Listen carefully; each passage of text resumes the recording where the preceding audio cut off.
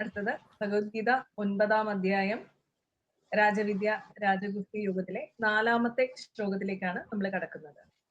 നമുക്ക് തുടങ്ങാം. ഭഗവാൻ തുടരുകയാണ്. മയാ തദമിദം സർവം ജഗദവ്യക്തമൂർത്തിനാ മത്താനി സർവഭൂതാനി ന ചാഹം തേഷ്വവസ്ഥിതാ. നമ്മള് ഈ ഭാഗത്ത് ഈശ്വരന്റെ സ്വരൂപം, അത് അപരശക്തിയും പരാശക്തിയും മായയും ജഡവും ശരീരവും പഞ്ചഭൂതങ്ങളും അടങ്ങുന്ന അപരശക്തി, പരാപ്രകൃതിയായ ബ്രഹ്മം, ചൈതന്യം, ആത്മതത്വം, നിത്യസത്യം, അനാദിയായ ഇത്തരം പരാപ്രകൃതിയുമായിട്ടുള്ള ഒരു ബന്ധത്തെക്കുറിച്ചും, ഇത് രണ്ടും പരസ്പര പൂരകങ്ങളാണ്.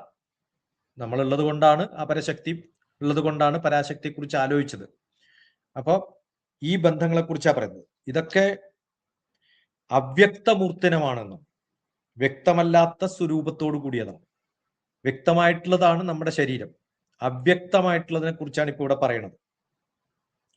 അവ്യക്ത മൂർത്തിനാമായ ഇതം സർവം ജഗത്തഥം, എല്ലായിടത്തും ഉണ്ടത്.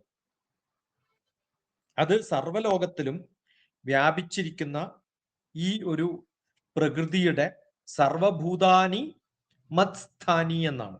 സർവഭൂതങ്ങളും ഇതിൽ സ്ഥിതി ചെയ്യുന്നു എന്നാണ് പറയുന്നത്.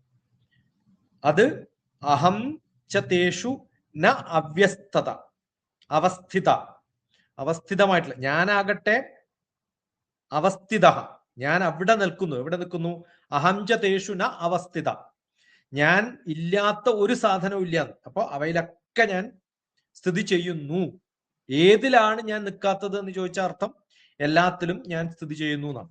അപ്പോ വ്യക്തമല്ലാത്ത സ്വരൂപത്തോടു കൂടിയിട്ടുള്ള ഭഗവാന്റെ അംശം നമുക്ക് ഇന്ദ്രിയങ്ങൾക്ക് മനസ്സിലാകാത്ത വിധം, ഈശ്വരന്റെ സങ്കല്പവും എല്ലായിടത്തും ഉണ്ട് എന്നുള്ളത് സ്ഥാപിച്ചെടുക്കാൻ ആണ് ഭഗവാൻ ഇതൊക്കെ പറയുന്നത്. ആ മനുഷ്യന്മാർക്ക് ഇന്ദ്രിയങ്ങളെ കൊണ്ട് ഗോചരമല്ലാത്ത, മനസ്സിലാക്കാൻ സാധിക്കാത്ത ആ അവ്യക്തമായിട്ടുള്ള രൂപം ഈ ജഗത്തില് എല്ലായിടത്തും സകല സ്ഥലത്തും വ്യാപിച്ചിരിക്കുന്നു. സകല ചരാചരങ്ങളിലും ഞാനിരിക്കുന്നു, അല്ലെങ്കിൽ എന്നിൽ സകല ചരാചരങ്ങളും ഇരിക്കുന്നു. കാരണം മായയാണോ അല്ല ആത്മാവാണോ ശരീരമാണോ എന്തിരിക്കുന്നത് എന്ന് കൃത്യമായിട്ട് പറയാൻ വയ്യ. ശരീരം ഇരിക്കുന്നതിലും ഈ ആത്മാവിരിക്കുകയാണോ അല്ല ആത്മാവിന്റെ പുറത്ത് ശരീരം ഇരിക്കുകയാണോ എന്ന് പറയാൻ പറ്റില്ല. ആത്മാവില്ലെങ്കിൽ ശരീരം ഇല്ലല്ലോ. അപ്പൊ അതുകൊണ്ട് ഇത് അന്യോന്യം ബന്ധപ്പെട്ടിരിക്കുന്നു. അതുകൊണ്ട് ഞാൻ എല്ലായിടത്തും ഇരിക്കുന്നുണ്ട്, അവയിലല്ലാതെ വേറെടുത്തും ഇല്ല.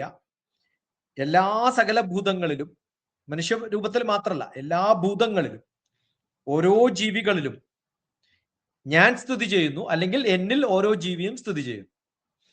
ജീവനിൽ ഞാൻ സ്ഥിതി ചെയ്യുന്നു, അല്ലെങ്കിൽ എന്നിൽ ജീവൻ സ്ഥിതി ചെയ്യുന്നു എന്ന് പറഞ്ഞ പോലെ. അതുകൊണ്ട് സർവചരാചരങ്ങളും ആധാരമായി വർത്തിക്കുന്ന ഞാൻ, വളരെ വ്യക്തമായിട്ട് ഭഗവാൻ പറയാണ്, ഞാനില്ലാതെ അവയില്ല, അവയില്ലാതെ ഞാനില്ല. അങ്ങനെ പരസ്പര പൂരകങ്ങളാണ് എന്നാണ് ഈ ശ്ലോകത്തിൽ ഭഗവാൻ പറയുന്നത്. നമ്മൾ ഇനിയും കാണും ഇത്. 10-ാം അധ്യായത്തിൽ വരുന്ന സമയത്തും ഇതേ കൺസെപ്റ്റിൽ ശ്ലോകങ്ങൾ പറയും. കോൺഷ്യസ്നസ് അല്ലെങ്കിൽ ആത്മാവ് അല്ലെങ്കിൽ ജീവശക്തി അല്ലെങ്കിൽ പ്രകൃതി അല്ലെങ്കിൽ എനർജി എന്ന് പറയുന്നത് മാറ്ററിന്റെ കൂടെ മാത്രമേ നിൽക്കാൻ പറ്റുള്ളൂ. മാറ്റർ ഇല്ലാതെ എനർജി ഇല്ല, എനർജി ഇല്ലാതെ മാറ്ററും ഇല്ല. അതാണ് ഈ ഒരു ശ്ലോകത്തിലൂടെ ഭഗവാൻ നമുക്ക് പറഞ്ഞു തരുന്നത്. അധ്യായം രാജവിദ്യ രാജഗുഹ്യ യോഗത്തിലെ 5-ാമത്തെ ശ്ലോകത്തിലേക്കാണ് നമ്മൾ കടക്കുന്നത്. ഭഗവാൻ തുടരുകയാണ്. നചമത്സ്ഥാനി ഭൂതാനി പശ്യമേ യോഗമൈശ്വരം ഭൂതഭൃന്ന ച ഭൂതസ്ഥോ മമാത്മാ ഭൂതഭാവന. ഭൂതാനി മത്സ്ഥാനി ച ന എന്നാണ്.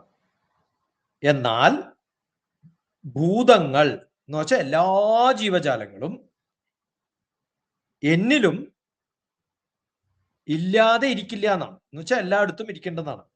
മേ ഐശ്വര്യം യോഗ പശ്യ, എന്റെ ഐശ്വര്യത്തില് യോഗശക്തിയെ കാണാൻ സാധിക്കുമെന്നാണ്. ഞാൻ എവിടെ ഇരിക്കുന്നുണ്ടോ അവിടെയൊക്കെ യോഗശക്തിയെ കാണാൻ സാധിക്കും. മമ ആക്ത ഭൂതഭാവനാഹ, എന്റെ ആത്മാവില് ഭൂതങ്ങളെ ഉണ്ടാക്കാൻ സാധിക്കുന്നതാണ്. എന്നാൽ മെയിൻ സോഴ്സ് ഞാനാണ് എനർജി. എന്നിൽ നിന്നാണ് എല്ലാ ബാക്കിയുള്ള എനർജിയൊക്കെ ഉണ്ടാവുന്നത്. ബാക്കി എല്ലാ ഭൂതങ്ങളും അതിൽ നിന്നുണ്ടാവുന്നത്. അഗ്നിയില് സ്ഫുലിംഗങ്ങൾ പോലെയാണ്. ഭഗവാന്റെ സ്വരൂപമാവുന്ന അഗ്നിയില് സ്ഫുലിംഗങ്ങളാവുന്ന സ്പാർക്കുകളാവുന്നവയാണ് എല്ലാ ജീവജാലങ്ങളും എന്ന് പറയുന്നതിന് തുല്യമാണിത്. മത് അതെല്ലാം കൂടി ചേരുമ്പോഴാണ് ഭഗവാൻ ആവുന്നത്. കാരണം സ്ഫുലിംഗങ്ങൾ ഇല്ലാതെ അഗ്നിയില്ല. അതുകൊണ്ട് ഭൂതഭൃത് ഭൂതസ്ഥ നച, ഭൂതങ്ങളെ ഭരിക്കുന്നത് ഞാനാണ്. അതുപോലെ തന്നെ ഭൂതങ്ങളിൽ ഇരിക്കുന്നതും വേറെ ഒന്നുമല്ല, ഞാൻ തന്നെയാണ് എന്നുള്ളതാണ്. യഥാർത്ഥത്തില് ഓരോ ജീവജാലങ്ങളും ഓരോ ഭൂതങ്ങളും എന്നിലിരിക്കുന്നില്ല എന്നല്ല, എന്നിൽ ഒഴിച്ചു വേറെ ഇരിക്കുന്നില്ല എന്നല്ല, എല്ലാം ഒന്നാണ് എന്ന സങ്കല്പം. എൻ്റെ ഈശ്വരീയമായ യോഗശക്തി ഓരോരാളിലും പ്രതിബിംബിക്കാൻ കാണാൻ സാധിക്കും. പരമമായ സ്വരൂപം എന്ന പരമാത്മാവ് എന്ന എന്നിലൂടെ, ഭഗവാനിലൂടെ ഓരോ വ്യക്തികളിലും ഓരോ ജീവജാലങ്ങളിലും ഓരോ പ്രാണികളിലും അതിൻ്റെ ഓരോ സ്ഫുലിംഗങ്ങൾ പോലെ, ഓരോ കണികകൾ പോലെ ഞാൻ ജീവിക്കുന്നു, അല്ലെങ്കിൽ ഞാൻ സ്ഥിതി ചെയ്യുന്നു.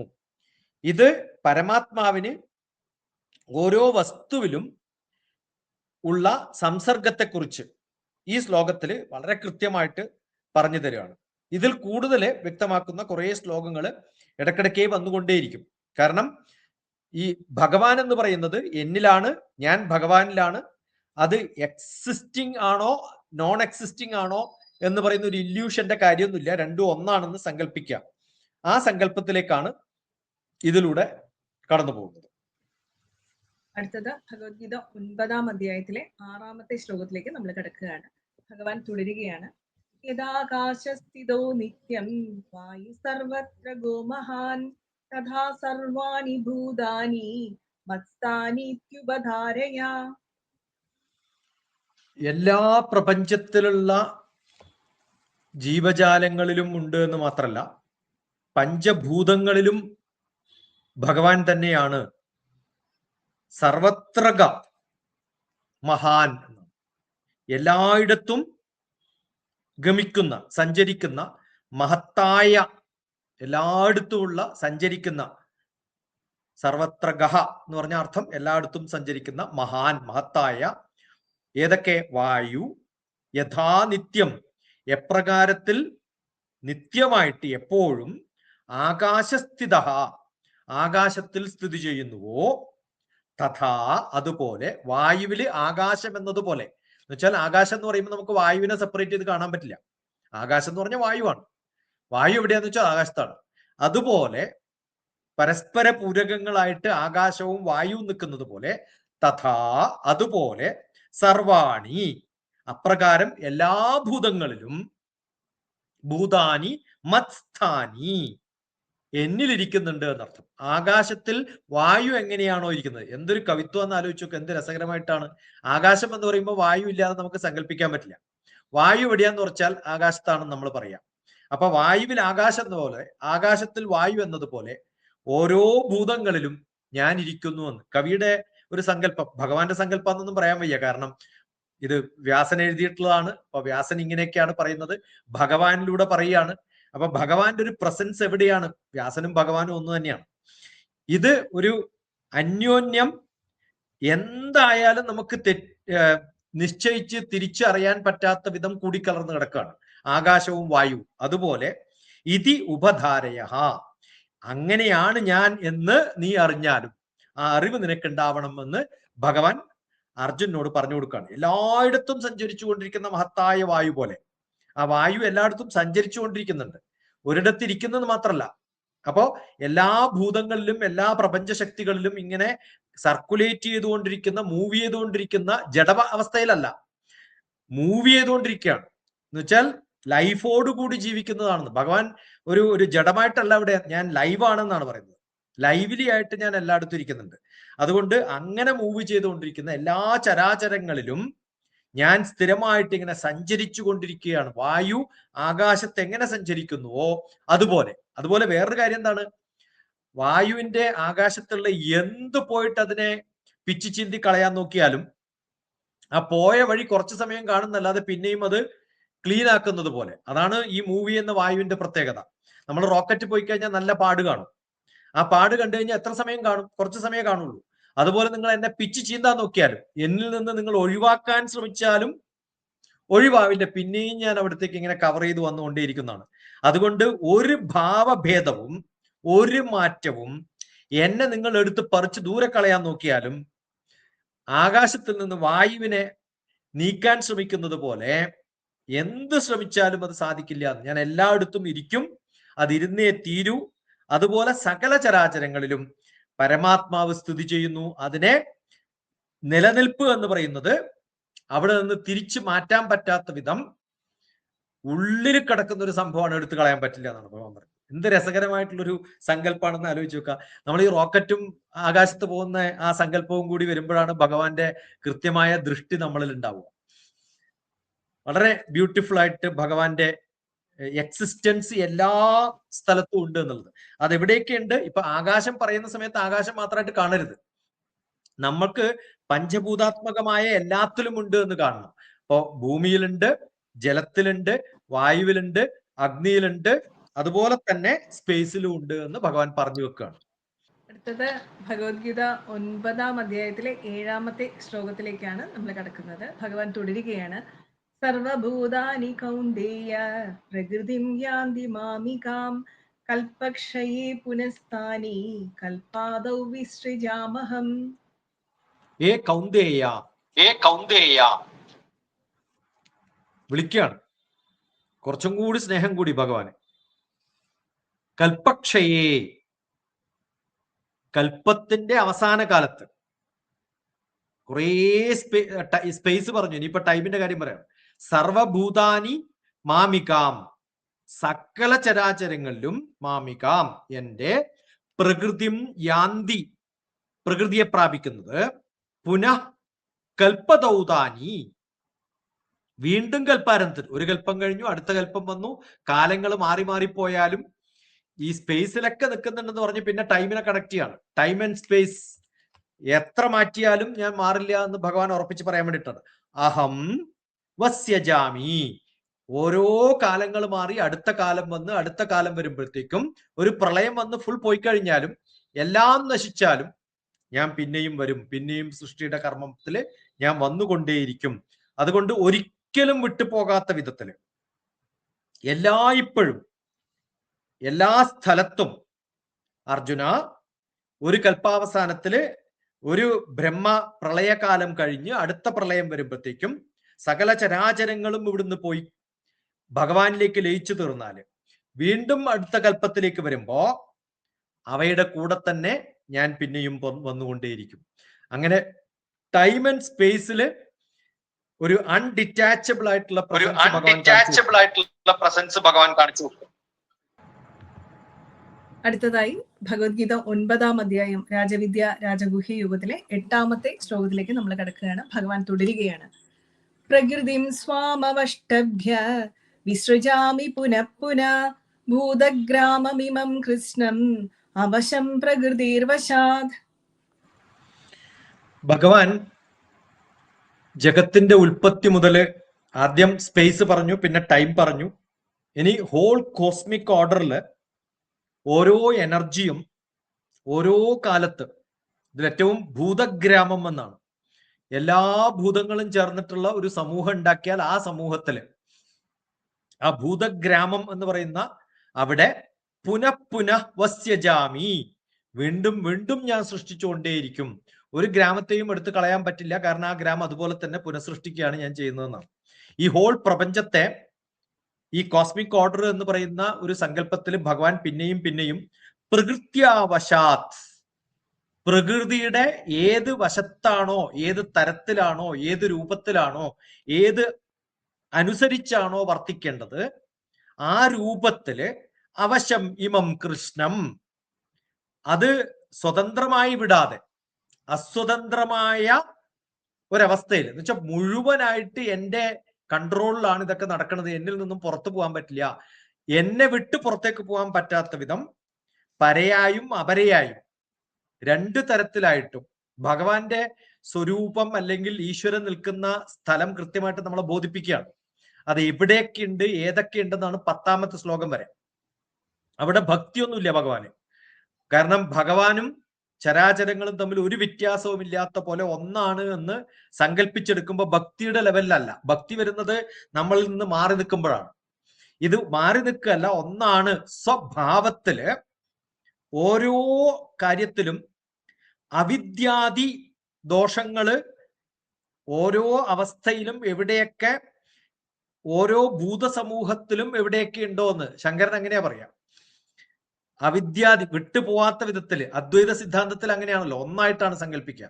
അപ്പൊ ഇത് ശങ്കരന്റെ അദ്വൈതം എവിടുന്ന് തുടങ്ങിയെന്ന് ചോദിച്ചാൽ ഭഗവാന്റെ 9ാമത്തെ അധ്യായത്തിൽ 8ാമത്തെ ശ്ലോകത്തിൽ ഞാനും താനും ഒന്നാണോ എന്ന് പറയുന്നത് പോലെ ഭഗവാൻ പറഞ്ഞപ്പോഴാണ് ശങ്കരൻ അത് കൃത്യമായിട്ട് അദ്വൈത ബോധം ഉണ്ടായിട്ടുണ്ടാവാൻ തോന്നണമെങ്കിൽ. അതുകൊണ്ട് അസ്വതന്ത്രമാണ് എന്ന് പറഞ്ഞ അർത്ഥം വിട്ടു നിൽക്കാൻ പറ്റില്ല. അത് ദ്വൈതമല്ല, അദ്വൈതമാണ് ഇവിടെ പറയുന്നത്. അപ്പൊ എവിടെയാണ് അദ്വൈതം, ആരാണ് പറഞ്ഞത് എന്ന് ചോദിച്ചാൽ ഭഗവത്ഗീതയിൽ ഭഗവാൻ പറഞ്ഞിട്ടുണ്ടെന്ന് വേണമെങ്കിൽ പറയാം.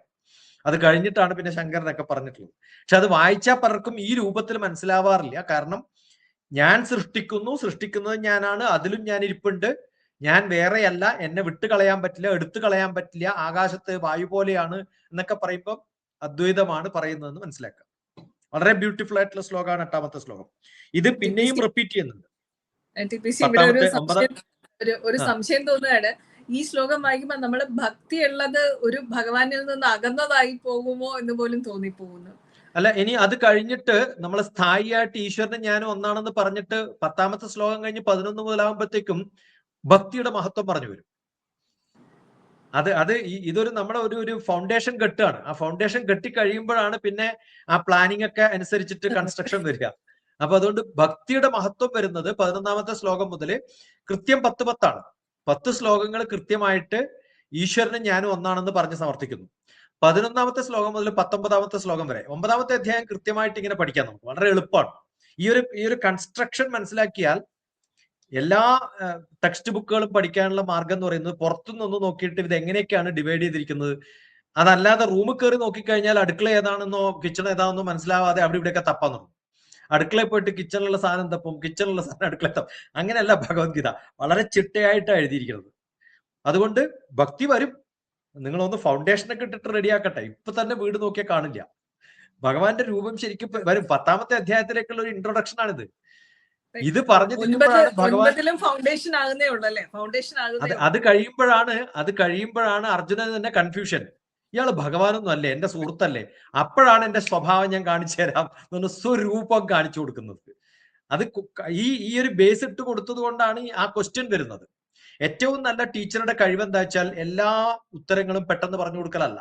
സ്റ്റുഡന്റിൽ കുറെ കൺഫ്യൂഷൻസ് ഉണ്ടാക്കി ചോദ്യങ്ങൾ ഉണ്ടാക്കി വരുമ്പോ നല്ല പോലെ പഠിക്കാൻ പറ്റും. ആ ചോദ്യം ഉണ്ടാവുകയാണ് വേണ്ടത്. ഇപ്പൊ ലക്ഷ്മി ഇവിടെ ചോദിച്ചില്ല എന്ന് വിചാരിക്കാം, ശ്രദ്ധിച്ചില്ല എന്ന അർത്ഥം. ആ ചോദ്യം വരുമ്പോഴാണ് എനിക്കും സന്തോഷം ഉണ്ടാവുക. അതല്ലേ ഇങ്ങനെ പറഞ്ഞു പോകും, അതിനൊരു സുഖം ഉണ്ടാവില്ല. ആ ചോദ്യം വരണം. ആ കറക്റ്റ് സമയത്ത് ആ ചോദ്യം ചോദിച്ചതുകൊണ്ട് എനിക്കിഷ്ടായി. വളരെ മനോഹരമായിട്ടാണ് TPC അത് വിവരിക്കുന്നത്. അപ്പൊ നമുക്ക് ചോദിച്ചു പോകും, അങ്ങനെ വിട്ടുകളയാൻ തോന്നുന്നില്ല. TPC നിർത്തുന്നതിന് മുമ്പ് വന്നു പോകുന്നതാണ് കേട്ടോ. അടുത്തത് 9ാമത്തെ അധ്യായം, ഭഗവത്ഗീത 9ാം അധ്യായം രാജവിദ്യ രാജഗുഹ്യ യുഗത്തിലെ 9ാമത്തെ ശ്ലോകത്തിലേക്ക് ഭഗവാൻ കടക്കുകയാണ്. നജമാം താനി കർമാണി നിബധ്നന്തി ധനഞ്ജയ ഉദാസീനവദാസീനം അസക്തം തേഷു കർമ്മസു. എന്ത് രസകരമായിട്ടാണ്. ഞാൻ പറഞ്ഞല്ലോ, ഭഗവത്ഗീതയിൽ ഓരോ സ്ഥലത്തും ഭഗവാൻ കൗന്ദേയ എന്ന് വിളിക്കുന്നത് എവിടെയാണ്, ധനഞ്ജയ എന്ന് വിളിക്കുന്നത് എവിടെയാണ്, അത് നോക്കിയാൽ അറിയാം. ധനഞ്ജയ എന്ന് വിളിച്ചാൽ ഉറപ്പാണ് ഇവിടെ എന്തോ കർമ്മം പറയുന്നുണ്ട്. നീ കേട്ടിരുന്ന് പഠിക്കല്ല വേണ്ടത്, കർമ്മം ചെയ്യാ വേണ്ടത്. അപ്പൊ ധനഞ്ജയ എന്നുള്ള വാക്ക് അർജുനനെ കൃത്യമായിട്ട് വിളിക്കുമ്പോ കർമ്മത്തെ കുറിച്ചാണ് പറയുന്നത്. നചമാം താനി കർമാണി, ഒരു താനി കർമാണി, ആ കർമ്മങ്ങളിൽ നിന്ന് ന നിബന്ധനന്തി ച എന്നാണ്. ഒഴിഞ്ഞു നിൽക്കാൻ പറ്റില്ല എന്നർത്ഥം. ബന്ധിക്കുന്നത് എന്ന് പറഞ്ഞ അർത്ഥം എന്താണ്? ഒഴിഞ്ഞു നിൽക്കാൻ പറ്റാത്ത വിധം ബന്ധിക്കുന്നത് ഇല്ല എന്ന് പറഞ്ഞ അർത്ഥം അതിന്റെ കൂടെയുള്ളതാണ്, കൂട്ടിക്കെട്ടിയതല്ല എന്നർത്ഥം. നിന്റെ എക്സിസ്റ്റൻസിൽ തന്നെ അതുണ്ട് എന്നാണ്.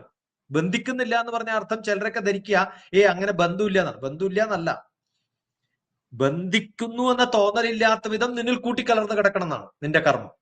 എന്ത് രസകരമായിട്ടുള്ളൊരു വാക്കാന്ന് പറഞ്ഞു വെച്ചു. അങ്ങനെയൊക്കെ നോക്കിയാലേ ഭഗവത്ഗീത കൃത്യമായിട്ട് മനസ്സിലാവുള്ളൂ. ധനഞ്ജയ തേഷു കർമ്മസു, ധനഞ്ജയ ആ കർമ്മത്തില് എന്ത് പറയരുത്, അസക്തം ഉദാസീനവത്, ആസക്തിയില്ലാതെ അസക്തനായി ഉദാസീനനെ പോലെ അസീനം മാം ഇരിക്കുന്നു എന്നെ. ആ അവസ്ഥയിൽ എന്നെ നിങ്ങൾ കാണണം. എല്ലാ കർമ്മത്തിലും ഞാൻ ഉള്ളിൽ ചേർന്നിരിക്കുന്നുണ്ട്. അല്ലയോ അർജുന, ഏത് കർമ്മങ്ങളാണ് ഇതുവരെ പറഞ്ഞിട്ടുള്ളത്? നമ്മൾ അർജുനന്റെ കഥ പറഞ്ഞാലും അർജുനോട് പറയുമ്പോ ഭഗവാൻ അർജുനന്റെ കാര്യമല്ല പറയുന്നത്. ഞാൻ എന്ന വ്യക്തി ഓരോ കാലത്തും ഓരോ സൃഷ്ടികർമ്മങ്ങളിലും കൽപ്പങ്ങളിലും ഓരോ ഗ്രാമങ്ങളും പുനഃസൃഷ്ടിക്കുന്ന സമയത്ത് പിന്നെയും അവിടെ വന്ന് ഇടപെട്ട് എനിക്ക് ചെയ്യാനുള്ള എല്ലാ ആദി കർമ്മങ്ങളും ഞാൻ ചെയ്യുന്നത് പോലെ അതിൽ എന്തെങ്കിലും പ്രതീക്ഷിച്ചിട്ടാണോ ചെയ്യുന്നത്? ഒന്നും പ്രതീക്ഷിച്ചിട്ടല്ല. ആസക്തി ഇല്ലാതെയാണ് ചെയ്യുന്നത്. എനിക്ക് ബന്ധമുള്ളത് കൊണ്ടാണോ, ബന്ധനമുള്ളത് കൊണ്ടാണോ? അല്ല, ഞാനതിൽ ഇടപെട്ട് പോവുകയാണ്. കാരണം അതിൽ നിന്ന് മാറി നിൽക്കാൻ എനിക്ക് പറ്റില്ല. നമ്മൾ ബന്ധിച്ചിട്ടല്ല എന്റെ ശ്വാസം, നമ്മൾ അറിയാതെ ശ്വസിച്ചു പോവാണ്. അതുപോലെയാണ്. ഒരു താല്പര്യത്തോടു കൂടി സ്പെഷ്യലായിട്ട് ചെയ്യുന്ന ഒരു സംഭവമല്ല. വളരെ കാഷ്വലായിട്ട് ഒരു ആർട്ടിഫിഷ്യാലിറ്റിയും ഇല്ലാതെ നമ്മൾ ശ്വസിക്കുന്നത് പോലെയാണ് ഭഗവാൻ എല്ലാ കർമ്മങ്ങളും ചെയ്തുകൊണ്ടിരിക്കുന്നത്. അങ്ങനെ വർത്തിക്കുന്ന എന്റെ കർമ്മങ്ങൾ നോക്കിയിട്ട് താനും പഠിക്കണോ എന്ന് പറയുന്നത് പോലെയാണ്. ഇതെന്തിനെങ്ങനെ പറയണത്? ഇത് പറയണത് അതിനിടയിൽ ഈ ധനഞ്ജയ എന്ന വാക്ക് വിളിക്കുമ്പോൾ നമ്മൾ മനസ്സിലാക്കണം, നിന്റെ കർമ്മത്തിൽ നീ ബന്ധിതനാണ് എന്ന്. കാരണം ഭഗവത്ഗീതയുടെ അൾട്ടിമേറ്റ് ആവശ്യം എന്ന് പറഞ്ഞാൽ എല്ലാവരും അവരവരുടെ കർമ്മങ്ങളിൽ മുഴുകണം എന്ന് പറയാൻ വേണ്ടിയിട്ടാണ്. അതുകൊണ്ട് കർത്തൃത്വം എന്ന് പറയുന്ന എൻ്റെ ഒരു അഭിമാനമായിട്ട് അതിൽ ആസക്തി വെച്ചിട്ട് ചെയ്യുന്ന കർമ്മങ്ങളൊക്കെ എന്റേതാണ് എന്ന് പറയുന്ന ഒരു ഈഗോ മനസ്സിൽ വെച്ചിട്ട് അങ്ങനെ ഒരു ബന്ധമൊന്നും നമുക്ക് ആവശ്യമില്ല. ഇത് ഞാൻ ചെയ്യുന്നു. എന്തുകൊണ്ടാണ് ഞാൻ പഠിപ്പിക്കുന്നതെന്ന് ചോദിച്ചാൽ എന്തുകൊണ്ടാണ് ഞാൻ ശ്വസിക്കുന്നത് എന്ന് പറയുന്ന പോലെ. ഇതില്ലാതെ എനിക്ക് ജീവിക്കാൻ പറ്റാത്തതുകൊണ്ട്.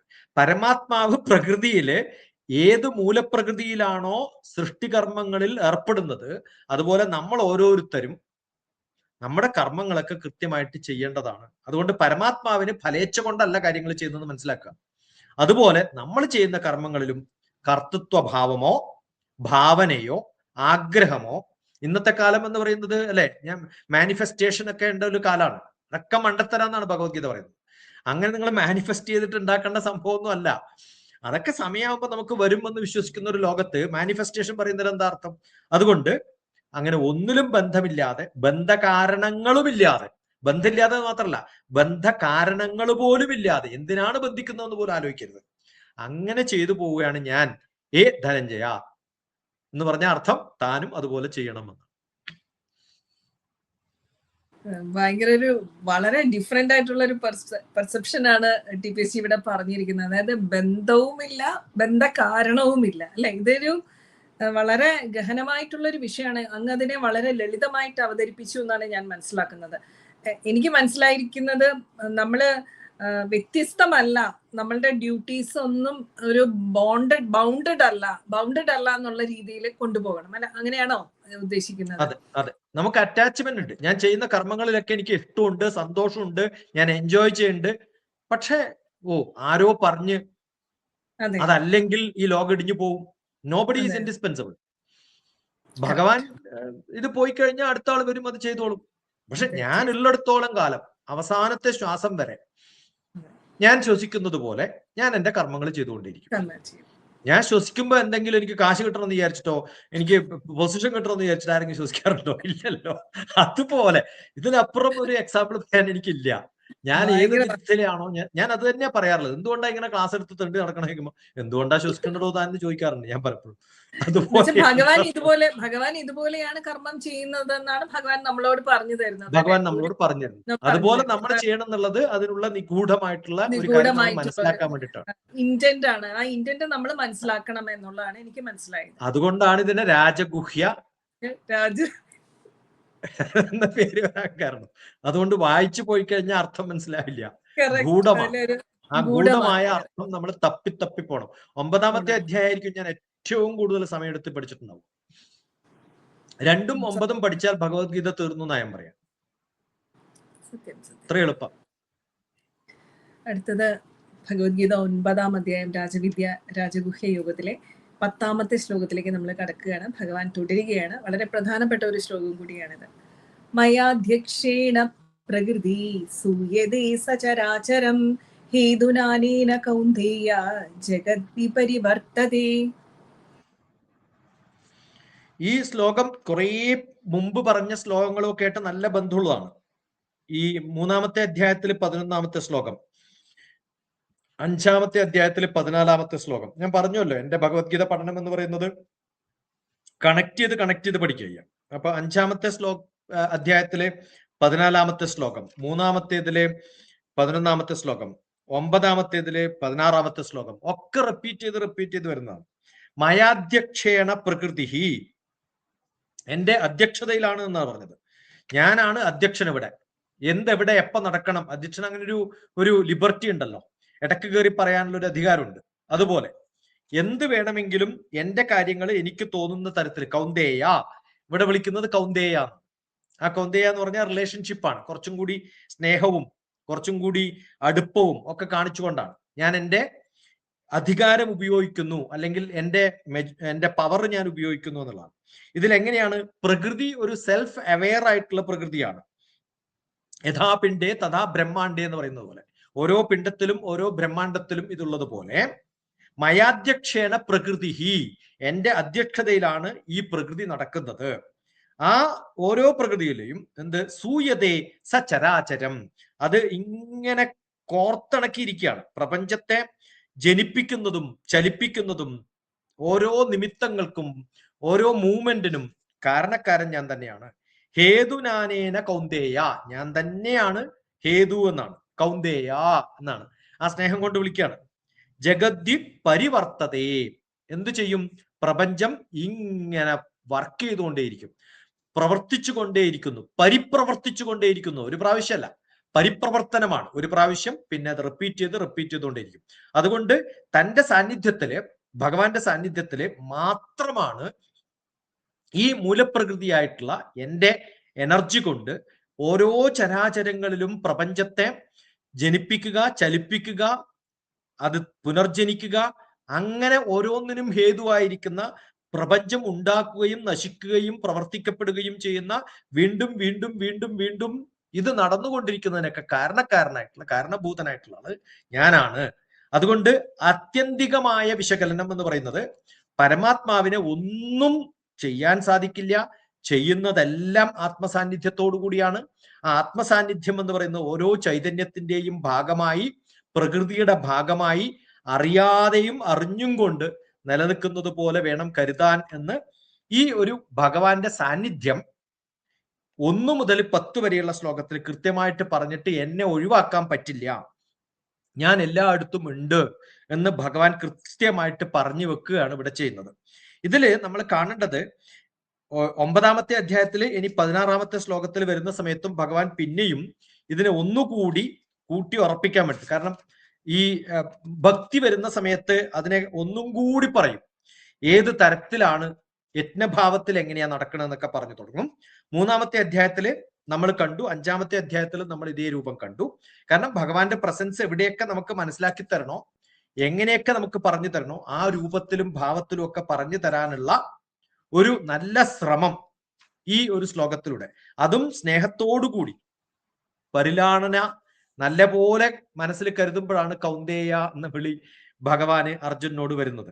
ദേവാൻ ഭാവയതാനേന തേ ദേവാ ഭാവയന്തുവഹാം പരസ്പരം ഭാവയന്തഃ ശ്രേയ പരമവാപ്സ്യത എന്ന 3ാം അധ്യായത്തിലെ 11ാമത്തെ ശ്ലോകവും 5ാമത്തെ അധ്യായത്തിലെ 14ാമത്തെ ശ്ലോകവും 14ാമത്തെ ശ്ലോകത്തിലാണ് ന കർത്തൃത്വം ന കർമാണി ലോകസ്യ സൃജതി പ്രഭു ന കർമ്മ ഫല സംയോഗം സ്വഭാവസ്തു പ്രവർത്തതേ.